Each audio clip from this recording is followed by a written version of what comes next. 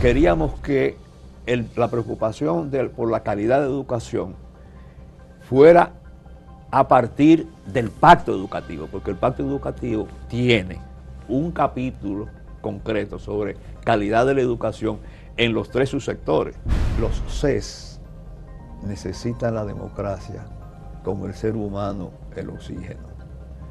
Los regímenes autoritarios no toleran los CES y si lo toleran, lo cooptan. Vamos a seguir vinculados institucionalmente al Ministerio de la Presidencia y financieramente al Ministerio de Hacienda. Y al Ministerio de Hacienda.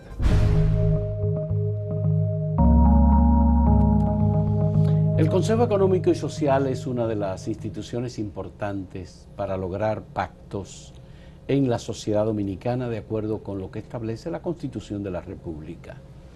Ha tenido 2 presidentes. El primero fue Monseñor Agripino Núñez Collado, rector de la Pontificia Universidad Católica Madre y Maestra, y el segundo, a la llegada del presidente Luis Abinader, ocupa esa posición Rafael Toribio, que es un académico de larga data, un intelectual importante de República Dominicana, experto en ciencias políticas, que ha sido rector del Instituto Tecnológico Santo Domingo INTEC y que también ha tenido una participación importante en órganos destacados, por ejemplo, la Comisión de Verificación Electoral, en una crisis terrible que hubo aquí en el país en el año 1994. Y le agradecemos a Rafael Toribio que está con nosotros. ¡Qué bueno! Me recuerdo de esas cosas, Rafael, de hace algunos años. Gracias por aceptar esta conversación conmigo.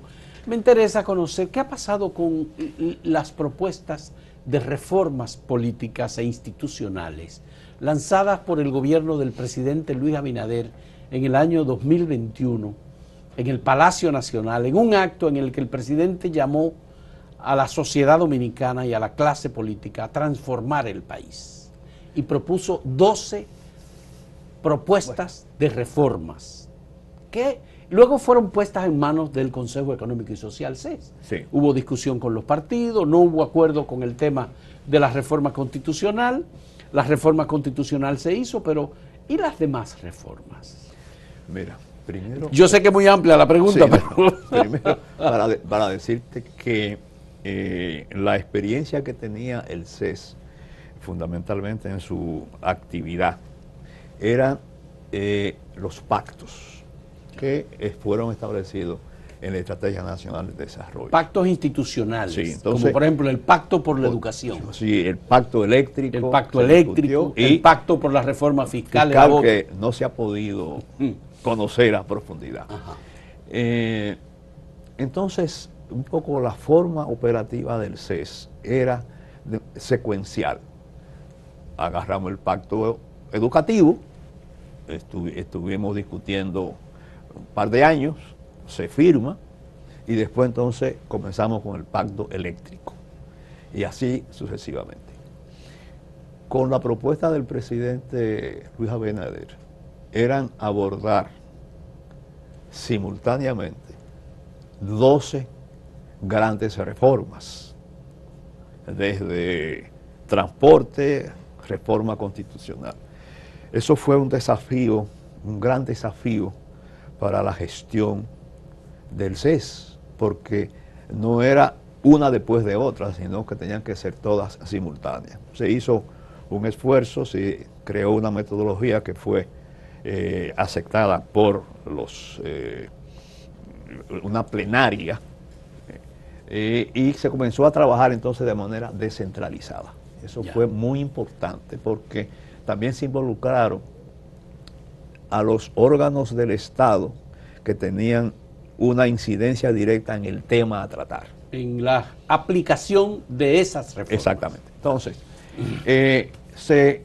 hay un informe que da cuenta de los consensos y los disensos que se lograron en cada una de esas mesas. Estamos hablando de este informe. De este informe. El Pacto Educativo. No, de este informe. Este informe. Balance, diálogo por las reformas para el fortalecimiento institucional y gestión eficiente del Estado. Exacto. Ahí hay constancia en cada una de las mesas, de esas, al final fueron 12 mesas temáticas. Temas, 12 propuestas. Sí, ahí hay constancia de cuáles son los acuerdos que se llegaron. Y en cada uno. Sí, y los disensos también. Ya, muy bien. Y quiero significar que es bueno consignar que en la lógica de organismos como el CES, que busca la concertación, los disensos no son para ser olvidados, sino para ser trabajados posteriormente. Entonces, ahí hay un acervo que permite partir de en qué hubo consenso en cada uno de esos temas y en qué no hubo consenso.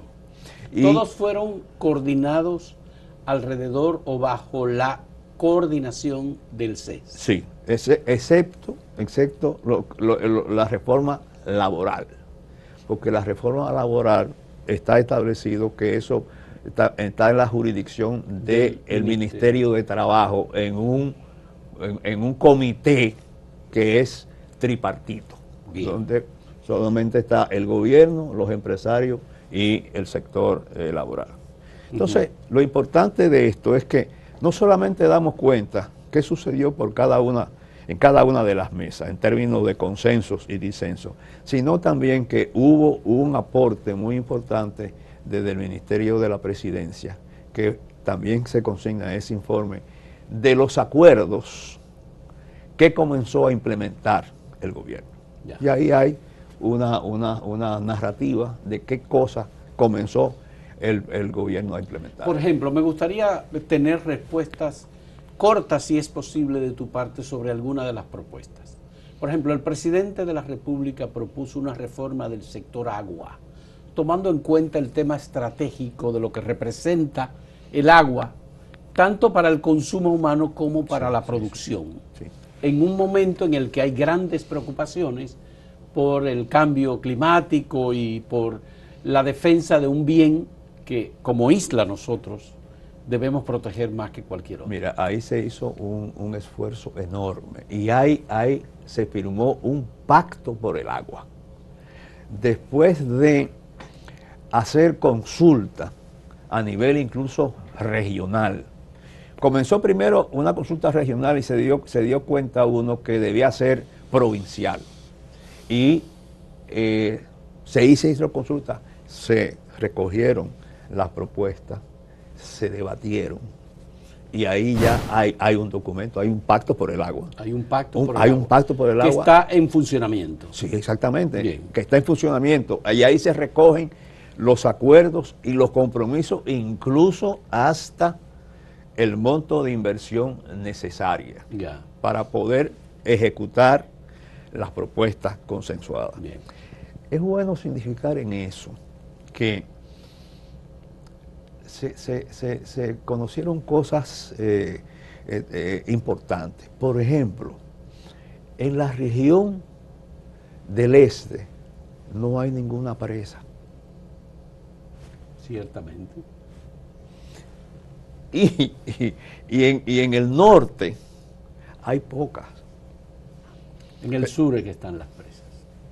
¿Cierto? Y uno dice... San Cristóbal, Vallaguán, no, esa zona de Provincia Peravia. Sí, ciertamente. Incluso en construcción, una reciente. Entonces por ejemplo, ¿qué te indica eso? Que toda la pluviometría, la lluvia en esas dos regiones no se conservan. No hay reservoir para eso. Ya. Entonces, es muy difícil si no, y entonces, por ejemplo, hay propuestas de hacer pero en el Cibao, en el norte, por ejemplo, está la presa de Tavera. Sí, en Tavera, pero más para arriba va faltando. Entonces, en la zona de Cotuí hay una presa también. Sí, también para abajo. Entonces, esa fue, por ejemplo, una cuestión importante que salió. Y el pacto por la calidad educativa, tomando en cuenta que ese pacto tiene pactos previos relacionados con el 4% para la educación. Importante. En el tema educativo tenemos un pacto un pacto educativo. Un pacto educativo. Que se firmó y el CES le ha dado seguimiento, porque hay un compromiso de darle seguimiento en la ejecución. Entonces, vamos a presentar este documento. Ese es Informe anual del año 2023 del Pacto Educativo. Ahí se da cuenta. Veeduría social del Pacto Nacional para la Reforma Educativa. Ahí se da cuenta de el nivel de cumplimiento de 120 compromisos de todas las instituciones que participaron. Y eso fue hecho en consulta con las instituciones que proporcionaron las primeras informaciones que se recogen en el informe. Es decir, este es una hoja de ruta muy importante de qué se ha hecho con el pacto educativo que se firmó. Ya. ¿Está incluido en ese informe el tema de la fusión de los ministerios de educación superior? No, esto es anterior. Eso es anterior. Entonces, puedo decir que hay una asamblea del pacto educativo que está contemplada en el pacto que se reúne. Son como 104 organizaciones comprometidas desde la sociedad civil con el pacto educativo. Y por ejemplo, la próxima reunión a finales de marzo va a ser el conocimiento de la propuesta de la fusión, porque eso es nuevo. Tú dijiste algo de la calidad de la educación. Sí, iba a reiterar la pregunta porque el tema de la calidad de la educación sigue siendo un factor. No, estamos trabajando en eso. Fundamental. Estamos trabajando en eso. El presidente lanzó en una inauguración de un año escolar de que debiera buscarse una especie de pacto por la calidad de la educación. Entonces, hemos trabajado en eso porque queríamos que la preocupación por la calidad de educación fuera a partir del pacto educativo, porque el pacto educativo tiene un capítulo concreto sobre calidad de la educación en los 3 subsectores: MINER, educación superior y técnico profesional. Entonces, hemos diseñado una metodología y estamos en estos momentos haciendo una revisión de por qué no se ha cumplido lo que no han cumplido, y entonces estamos buscando factores que aceleren el cumplimiento de lo establecido, pero dándole una prioridad a la calidad de la educación. Qué bueno. Me voy a salir un poco del esquema para preguntar qué pasos se dan, si tú tienes conocimiento, en la evolución de los reportes de la prueba PISA, en el que República Dominicana comenzó a ofrecer un resultado algo relevante. Sí, nosotros no estamos ahí, fundamentalmente es el ministerio, pero relacionado con la calidad de la educación. Se ha visto un avance tenue. Ciertamente, la calidad de la educación depende de muchísimos factores.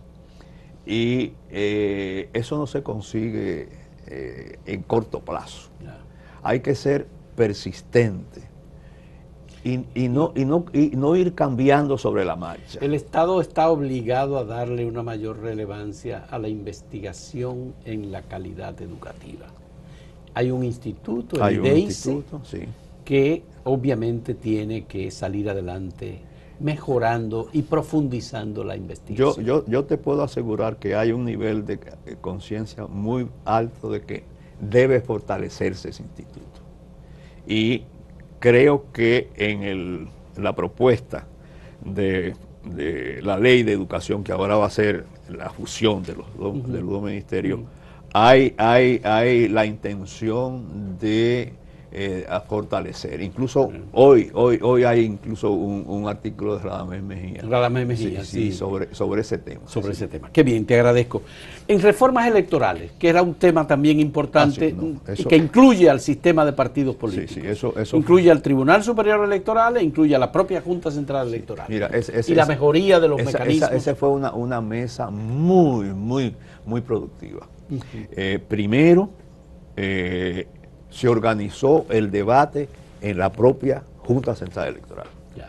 2, participaron todos los partidos reconocidos por la Junta Central Electoral. Ya. Y se conocieron entonces, en cada mesa se partió de una propuesta, no a discutir así. Por ejemplo, en la mesa de reforma constitucional, la consultoría jurídica tuvo que presentar una propuesta. Ya. En lo electoral, lógicamente, la Junta Central Electoral tenía 2 propuestas de reforma, de la ley electoral y de la ley de partidos. Y entonces se comenzaron a discutir y ahí hay constancia de los acuerdos, los disensos, y todo eso además fue presentado al Congreso Nacional. Ya. El presidente del CES en un momento entregó formalmente consensos y disensos a los presidentes de ambas cámaras. Es decir, que en materia electoral el país también ha tenido avances. Sí. Y hay consensos. Sí, definitivamente. Y hubo una participación destacada. Y lo que tenemos en la Junta Central Electoral se debatió en esa mesa, y hay que decir que se hizo una gestión muy buena por esta Junta Central Electoral en las pasadas elecciones. Bien. Hay un tema que es en el que parece ser el derrotismo nos ha acabado, que es el tema eléctrico. Yo sé que había en el CES una responsabilidad por el pacto eléctrico, el seguimiento de ese pacto, que se firmó, que luego no se firmó, que luego hubo gente que dijo que el PRM no lo firmó tampoco, pero sí después empujó una firma del pacto. Al final, el CES, ¿qué puede informar sobre el avance del pacto eléctrico? Mira, eso es interesantísimo. Esto se firmó después de 2 intentos en el gobierno anterior. El PLD se convocó a la firma del pacto eléctrico en 2 oportunidades. El sector social se opuso.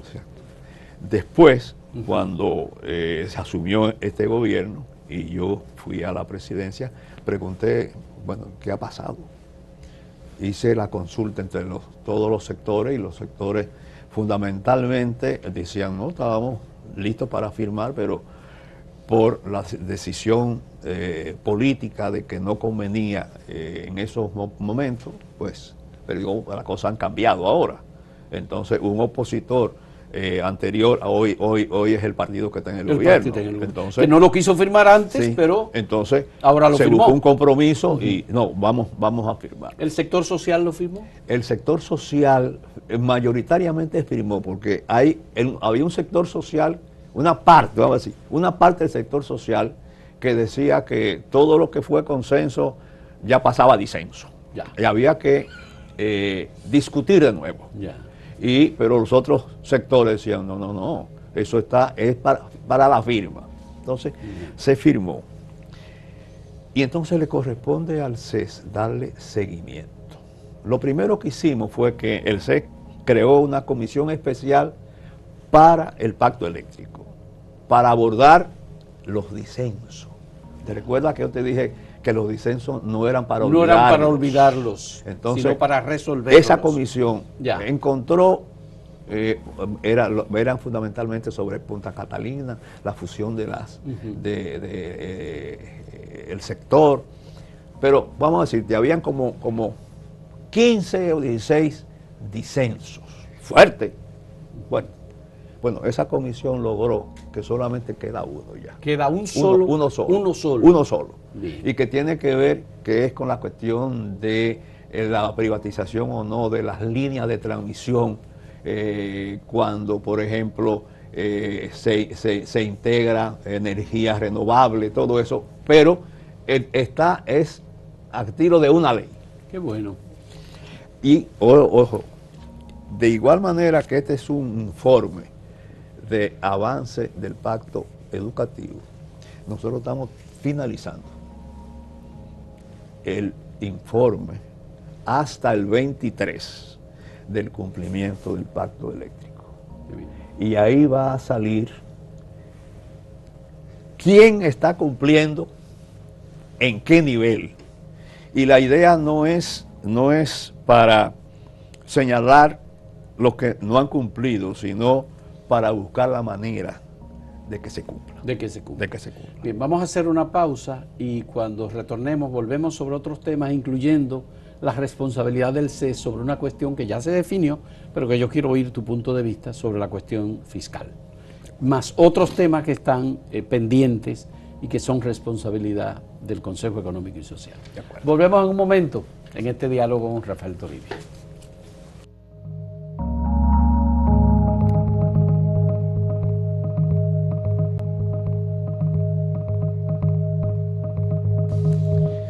Bien, Rafael Toribio, presidente del CES, el Consejo Económico y Social.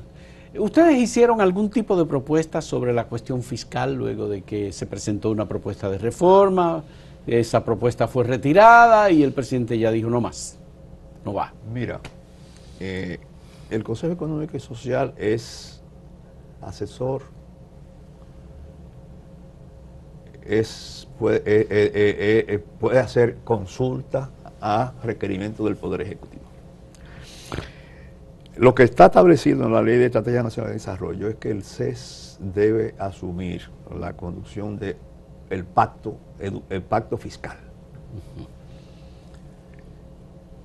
En dos oportunidades el CES tuvo en su agenda el pacto fiscal. El primero fue con Danilo Medina. Cuando era presidente Danilo Medina, se presentó, pero cuando se comenzó a trabajar, el presidente Danilo Medina entendió que no era lo que correspondía hacer, porque lo primero que los sectores exigieron era que no solamente era analizar el tema impositivo, sino también el tema del gasto.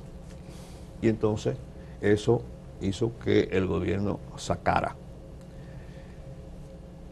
Después, en el primer gobierno de Luis Abinader, dentro de la reforma se presentó la reforma fiscal y la íbamos a asumir. Pero por decisión del gobierno, el presidente comunicó formalmente que sacaba la discusión del pacto eléctrico, el pacto fiscal, y que él se iba a ocupar de hacer una especie de encuentro con los líderes de los partidos políticos. Y después vino la propuesta del presidente de la República, que ya no era un pacto fiscal, sino era una ley de modernización fiscal. Entonces, el CES no tiene competencia de conocer las leyes, puede opinar sobre las leyes que se debaten en el Congreso. Por consiguiente, ese anteproyecto de ley fue depositado en el Congreso, no en el CES. Bien. Ahora, se debatió que el acuerdo es que sigue siendo una necesidad, una reforma fiscal. Hay otras propuestas que se presentaron entonces y que han tenido como cauces diferentes. La propuesta de seguridad ciudadana y reforma policial, la propuesta de transformación fiscal, la transparencia e institucionalidad, el transporte, salud, política exterior, todos esos son temas que están ahí y que el CES lo ha ido manejando. Exacto. En esos temas, en general, para tener tiempo de hablar sobre otros aspectos del Consejo Económico y Social, ¿cuáles son los que podríamos destacar en este momento que han avanzado? Por ejemplo, lo de la reforma y seguridad ciudadana, reforma policial y seguridad ciudadana está avanzando. Está avanzando. Todos los lunes. Y comenzó allá, comenzó allá. Exactamente. Comenzó en el Consejo Económico y Social. Toda la cuestión que se está hablando de transformación digital, eso se comenzó ahí. ahí también se abordó y hubo propuestas sobre modernización del transporte. Ujú. Y se hicieron aportes importantes que ahora se están poniendo en ejecución. En la reforma institucional, mira cómo son las cosas. Si bien los partidos políticos mayoritarios en ese entonces se retiraron de la discusión en su momento de la reforma constitucional, se llegó a un acuerdo, y ellos lo aceptaron así, de que no iban a participar en la mesa cuando se trataran los temas de la reforma constitucional, pero sí en temas de reformas institucionales que no tuvieran que ver con la Constitución.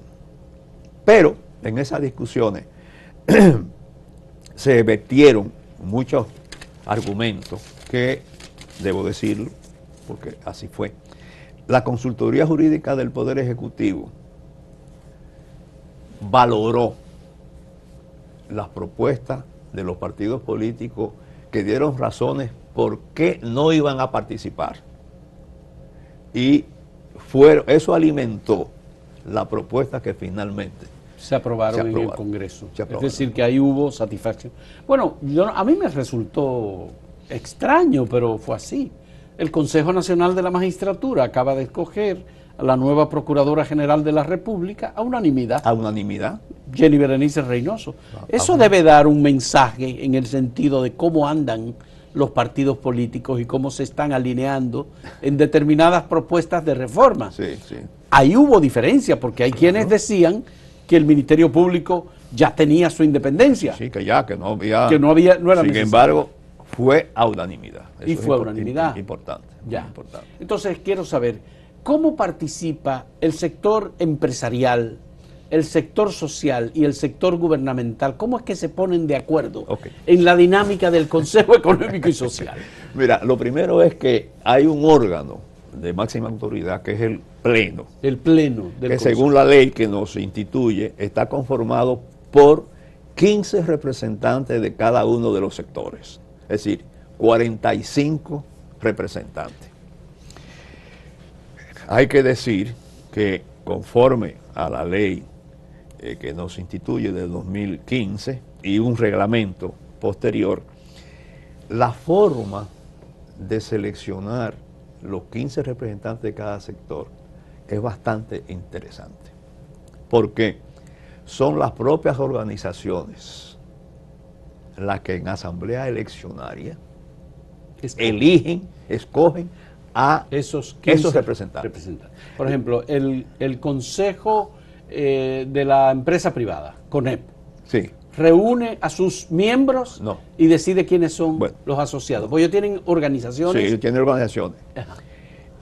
El reglamento y la ley determina que cada sector tiene 15, pero también está señalado la representación diversa internamente. No es 15, te dice, por ejemplo, en el sector social, tiene que haber alguien, un representante por lo menos de salud, de seguridad social otro. Sector eléctrico otro. Entonces manufactura otro. Los 15, servicios los 15 se convocan. Hay una apertura, y en eso estamos, de que muestren interés de participar, y entonces con todos los que cumplen los requisitos, que son mínimos, se hacen elecciones, pero teniendo eso. Entonces, por ejemplo, en el sector empresarial tiene que haber de las MIPYME, tiene que haber de azonadores, de la construcción. Es decir, que no es que un sector... ¿Y cada qué tiempo se cambia el Pleno? Cada 4 años. ¿Y cuándo fue la última vez? El primero fue en el 20. Y ahora... Ahora toca entonces. Ahora no, ya estamos. Hemos abierto la licitación para mostrar interés para la renovación para el periodo 2025-2029. Y en el caso del sector social, ¿cómo se hace? También igual. Es decir, estamos ahora procesando las instituciones que han mostrado interés. Y esas, entonces, la convoca el CES, y que organiza esas esas asambleas eleccionarias por sector, y dentro del sector las organizaciones entonces escogen cada uno de sus representantes. 15. Ahora, así como el sector empresarial lo controla el CONEP, aparece como que el sector social está representado por el Observatorio de Políticas Públicas de la Universidad Autónoma de Santo Domingo. No. ¿Es así o no? No es así. Ni siquiera ese observatorio tiene un asiento. Bien, No. Y Sino por la falta del CES. no forma parte del CES. No. Ya. Es decir, las organizaciones que en el 2020 eligieron, no está. Como, por ejemplo, tampoco está Finjus. La Fundación Institucional de Justicia forma parte del sector social, ¿o no? Sí. ¿O del sector empresarial? No, del sector social. Sector social. Estuvo antes como parte del sector social. Ahora estamos también motivando a que organizaciones que tienen solidez reconocida, que nos ayuden a hacer que el CES se fortalezca institucionalmente y que pueda cumplir a cabalidad sus funciones. Y estamos motivando a que den muestra de interés de participar y que ocupen asientos. ¿Cómo se escogen los 15 representantes del gobierno? No, el gobierno no está representado en el CES. Porque son el sector social, el sector laboral y el sector empresarial. Y el sector empresarial. Son los tres. Los tres. Ya, esos son los 45. Y se busca un fortalecimiento de la representatividad, de la representación y de la legitimidad. Ya. El CES tuvo algunas dificultades para escoger a su secretaria general, que es Ana Selman. ¿Finalmente eso se resolvió o quedó algún rezago sobre la designación de Ana Selman? No, yo creo que se resolvió y además fue una oportunidad para elaborar un plan de fortalecimiento institucional. Ya. Y entonces hay un plan que se aprobó en ese órgano. Y ahora lo que necesitamos son los recursos para ponerlo en ejecución. Ya, entonces ya eso quedó definitivamente resuelto. Y creo que el sector empresarial está participando decididamente. Y no solamente participando. Quiero decirte, y se lo he dicho a ellos directamente, que la participación del sector empresarial es no solamente importante, sino es militante. No solamente asisten a las reuniones, sino que aportan a las reuniones. Incluso es el sector que más responde a opiniones sobre este informe. Bueno, porque está muy organizado ahí. César Dargán y Celso Juan Marrancini son los dos líderes y son los que representan de algún modo los intereses del sector. Y dan respuesta oportuna. Y dan respuesta oportuna. Qué bien. Incluso hicimos un recuento de la participación y es de los sectores que más participan en las reuniones. Ya. Quiero preguntarte, hay un tema que está relacionado con la política exterior y eso corresponde, digamos, al CES elaborar propuestas para temas relacionados con política exterior. Una cosa es la cuestión migratoria, pero otra cosa es la que tiene que ver con las relaciones con otros países y los problemas que se están dando ahora. Eso es muy novedoso, Rafael. Me gustaría saber, ¿ustedes han pensado en cómo incide todo esto en las políticas públicas dominicanas, lo que está pasando con Estados Unidos, el auge de la ultraderecha a nivel internacional, el estímulo que esos grupos están recibiendo directamente del presidente de los Estados Unidos? y de su asesor de motosierra. De motosierra, sí, ciertamente. Mira, te agradezco esa iniciativa porque me permite. Una de las cosas que hemos querido hacer y es una prioridad en esta gestión es que el CES, sin obviar los pactos, funcione más emitiendo dictámenes. Te explico. Los CES a nivel internacional casi trabajan muy poco los pactos, porque los pactos no son jurídicamente vinculantes, sino es un compromiso. Entonces, después de mucho esfuerzo, el que no cumple no puede ser demandado, sino, hombre, política y socialmente, usted firmó y ahora se me desmarca, pero no pasa nada. Entonces, lo que hacen muchos es que frente a temas relevantes para el gobierno, para la sociedad, para el Estado, emite opiniones. Entonces, nosotros estamos decididos a que el CES, aparte de participar en los pactos que sean necesarios, pueda emitir opiniones razonadas a través de el debate interno de esos 15 representantes de cada sector y que al final haya un dictamen que exprese el parecer del CES sobre los temas escogidos. Y hay 5 comisiones permanentes que dan oportunidad de conocer temas muy diversos sobre lo que se puede expresar. Eso no se ha hecho, pero nosotros ya comenzamos con un dictamen que está ahí sobre la ejecución de la Estrategia Nacional de Desarrollo. Bien.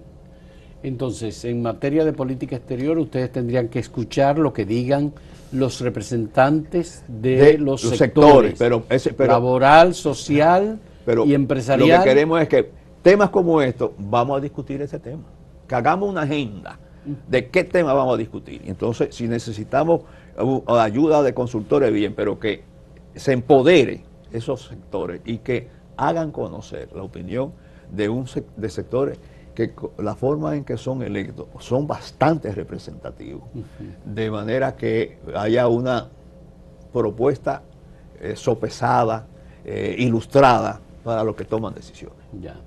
Y la parte relacionada con la cuestión migratoria, por ejemplo, que ha sido tan debatida, forma parte cotidiana del discurso, el debate, hay decisiones tomadas por el gobierno, el Consejo Nacional de Seguridad hay un organismo que estableció la necesidad de deportar 10.000 haitianos cada semana, creo que fue. Entonces, todo eso ahora en este contexto también hay sectores productivos de agroindustria, de la construcción, que tienen opiniones muy diferentes, por ejemplo. Por ejemplo, esos son temas que yo dije alguna vez que el CES, no digo ahora, sino en su historia, ha respondido más a los intereses de los gobiernos que de los sectores que están en el Pleno. Y también creo que ha respondido muy poco a lo que pueden ser el interés del Estado, no del gobierno. Entonces, por ejemplo,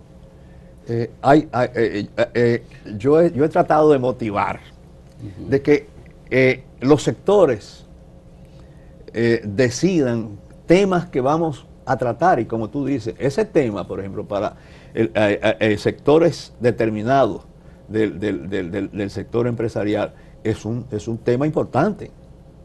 Incluso están pidiendo que se busque una manera de formalizar a los trabajadores que son necesarios en esas áreas de la producción, incluso también del comercio.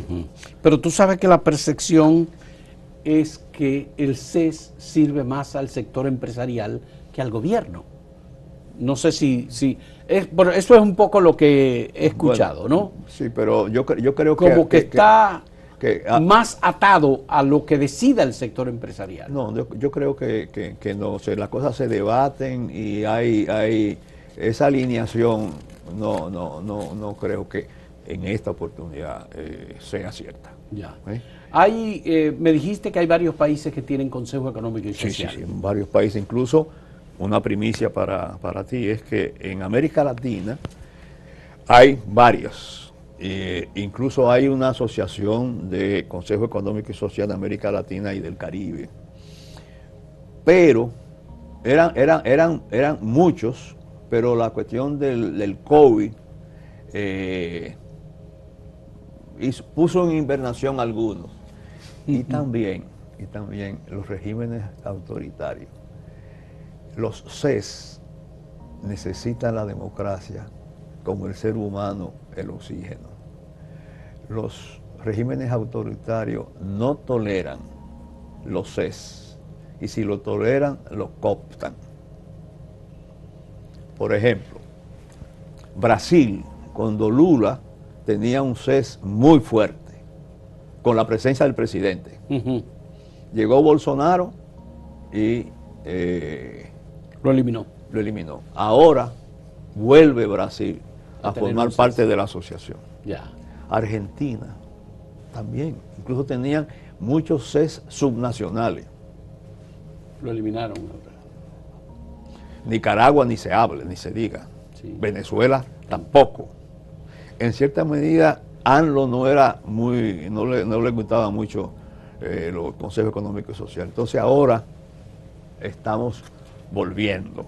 Y la primicia es que a iniciativa del CES de República Dominicana se va a constituir una red de CES de Iberoamérica, donde va a estar CES de América Latina y el de Portugal y el de España.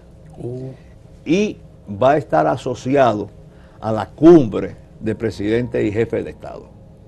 De manera que podamos en esa nueva red tomar temas que son debatidos en las reuniones de los jefes de Estado y de los presidentes, para que eso sea también tema de los CES, porque yo siempre he defendido que los CES no solamente tienen que velar por la paz social, sino también de la paz política. Muy bien, vamos a hacer una última pausa en este diálogo con Rafael Toribio, que es presidente del Consejo Económico y Social, CES, que es como se identifican las siglas de estos organismos de diálogo y de consenso en sociedades democráticas. Sí. Volvemos en un momento. Eso.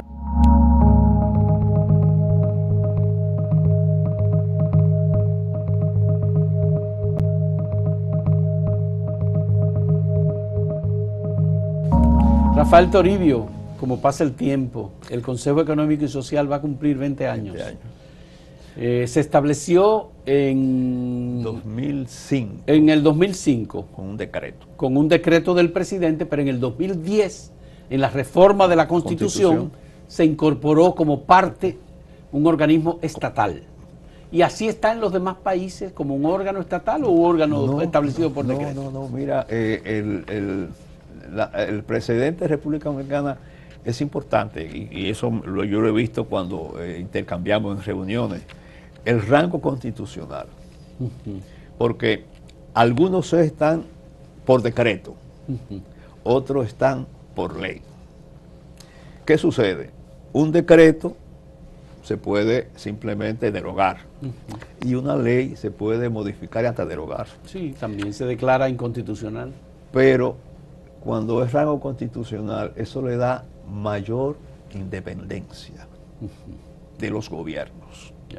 Y entonces, una de las cosas que se ha analizado es tratar de ver en qué medida los que son por decreto que pasen a ser ley, y los que son por ley que sean constitucionales, como República Dominicana. En el caso de República Dominicana es uno de los primeros que tiene categoría constitucional. Y otra cosa es que llama la atención, y es que aunque el CES tiene una vinculación con el Ministerio de la Presidencia, y en términos de sus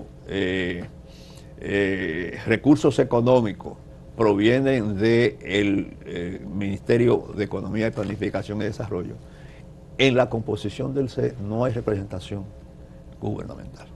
No hay representación gubernamental. Esos son estos tres sectores. Pero el presidente del CES lo designa el presidente de la República. De la República, eso sí. Ya. Veamos el artículo de la Constitución que acabamos de poner ahí. ¿Cómo dice la Constitución de la República sobre el Consejo Económico y Social? Lo acabamos de poner. Aquí está. Es el título 11, capítulo 4 de la Concertación Social. Dice, artículo 251, Consejo Económico y Social. La concertación social es un instrumento esencial para asegurar la participación organizada de empleadores y trabajadores y otras organizaciones de la sociedad en la construcción y fortalecimiento permanente de la paz social. Tú dirías de la paz política, pero bueno, para promoverla habrá un Consejo Económico y Social, órgano consultivo del Poder Ejecutivo en materia económica, social y laboral, cuya conformación y funcionamiento serán establecidos por la ley. Y hubo una ley en el 2015 que desarrolla. Entonces, de acuerdo con la Constitución de la República, ustedes tienen que reconformar el Pleno del Consejo Económico y Social. Sí.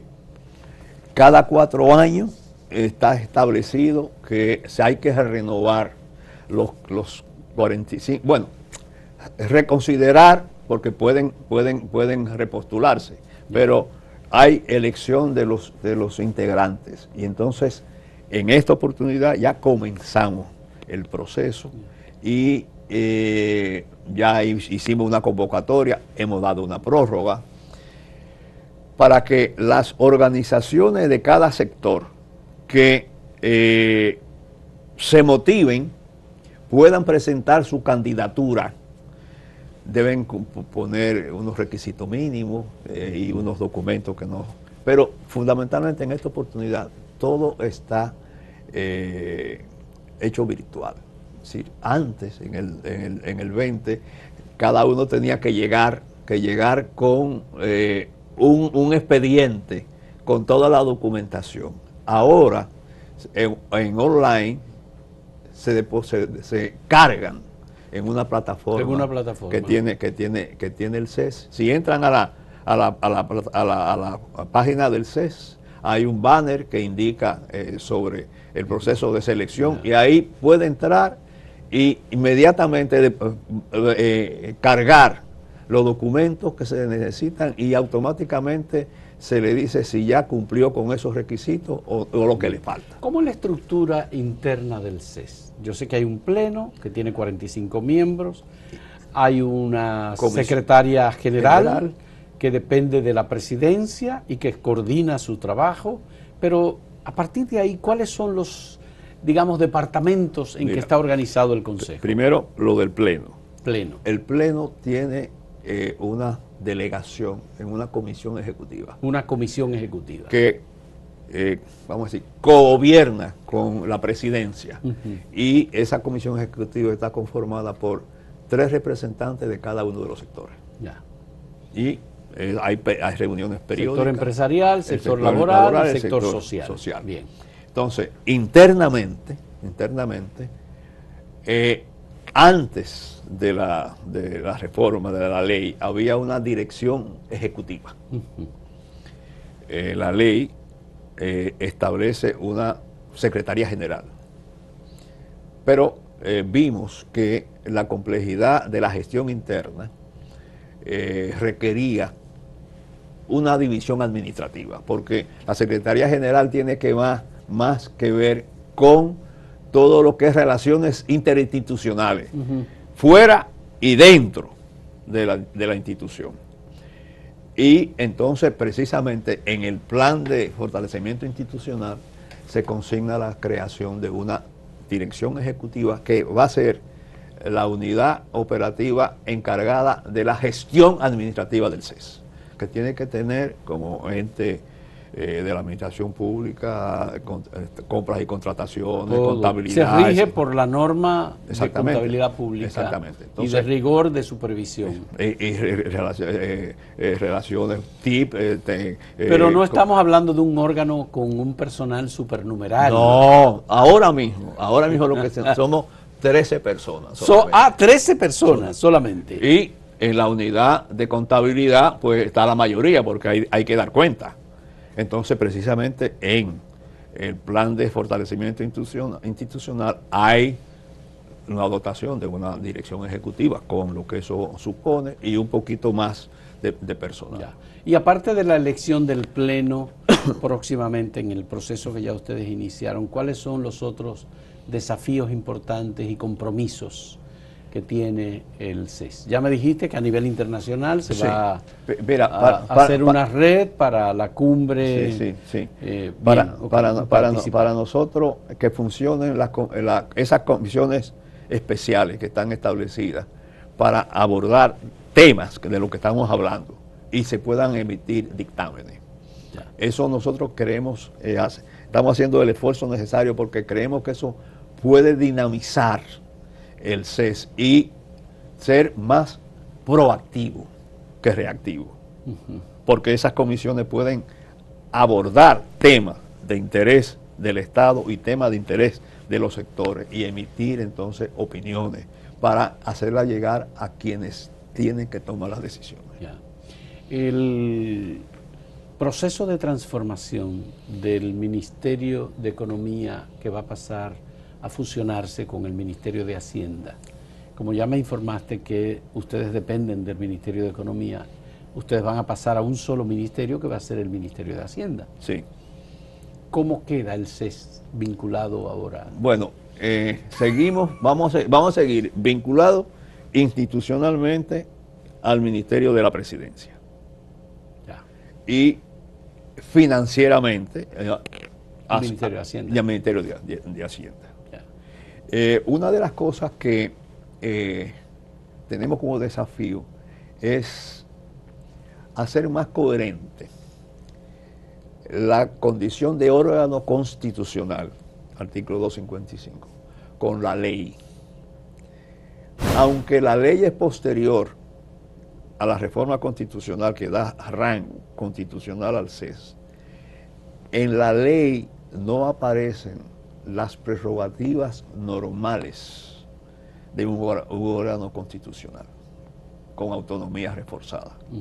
Entonces, uno de los esfuerzos que vamos a hacer en esto es ver lo que conviene hacer para que la ley refleje enteramente las condiciones de órgano constitucional del CES. Ya.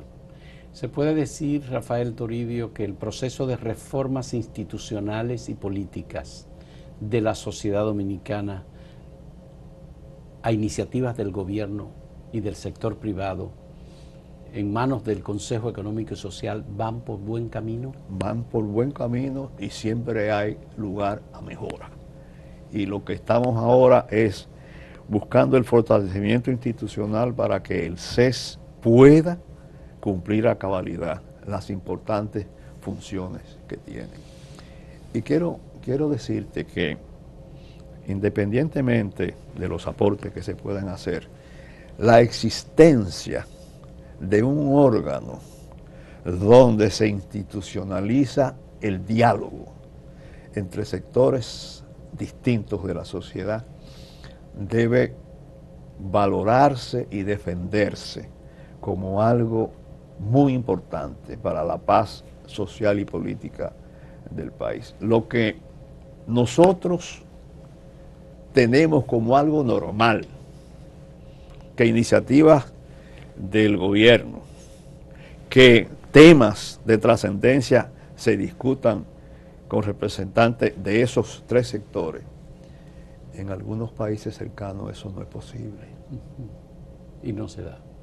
Y nosotros tenemos que valorar lo que tenemos y fortalecerlo, porque ha hecho contribuciones importantes y tiene y puede hacer contribuciones importantes. Qué bueno, muchas gracias, Rafael Toribio, presidente del Consejo Económico y Social. Creo que hemos tenido un diálogo que actualiza muy bien la situación de las reformas en marcha en la sociedad dominicana. Reformas a iniciativas del gobierno, reformas que han sido puestas también en manos del gobierno por parte del sector privado, como gestor, administrador y decisor de las políticas públicas. Agradezco muchísimo esta actualización, agradezco a Rafael Toribio y le agradecemos a ustedes, señores amigos televidentes, por la compañía en esta interesante conversación. Muchas gracias.